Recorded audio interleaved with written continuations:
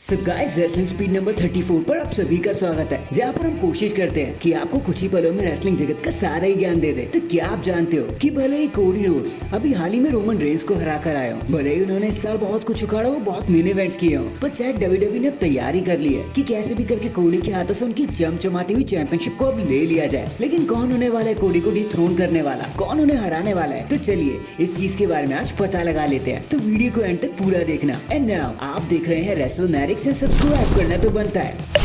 Well guys, कुछ भी शुरू करने से पहले मैं आपको एक चीज क्लियर कर दूं कि देखो, डब्ल्यूडब्ल्यूई का कोई इरादा ही नहीं है कि वो कोडी को रेसलमेनिया 41 से पहले टाइटल ड्रॉप करने को कह दे। लेकिन स्टिल डब्ल्यूडब्ल्यूई एक अदरवाइज प्लान लेकर चल रही है अभी, वो भी बैक स्टेज में। एंड वो पर्सन जो कोडी को डिथ्रोन करने वाला है वो और कोई नहीं बल्कि खुद होने वाले हैं दी प्राइज फाइटर केविन ओवेंस। क्योंकि बताया तो ये जा रहा है कि किसी खास रीजन की वजह से डब्ल्यूडब्ल्यूई ने केविन को हील होने के लिए कह दिया, जो अल्टीमेटली उनका मीनर और विशियस साइड बाहर निकाल कर आएगा, जो काफी समय से छुपा हुआ था, जैसे वो 2015 के राउंड हुआ करते थे। एक ऐसा केविन ओवेंस जो किसी की रिस्पेक्ट नहीं करता था, जो किसी के बारे में फिक्र नहीं करता था, कुछ वैसे अब हमें देखने को मिलेगा। और उनका यही मीनर साइड उन्हें वर्ल्ड चैंपियनशिप की ओर लेकर जाएगा। एनसी 4-5 साल से केविन ओवेंस ने कोई बड़ा टाइटल रेन ही नहीं देखा, तो अब डब्ल्यूडब्ल्यूई भी चाह रही होगी कि केविन ओवेंस को रेलेवेंट रखने के लिए उनको एक टाइटल रन ही दे दिया जाए। एंड फिर खुद ही सोचो ना, जिस तरीके से केविन कोडी एंड ऑल पर चिड़े बैठे हैं, आपको लगता है कि ये सब एक दिन में खत्म हो जाने वाला है? भाई इट्स एब्सोल्युटली इम्पॉसिबल। ये एक दिन में खत्म नहीं होने वाला। और अगर इसको एक रिजल्ट देना है,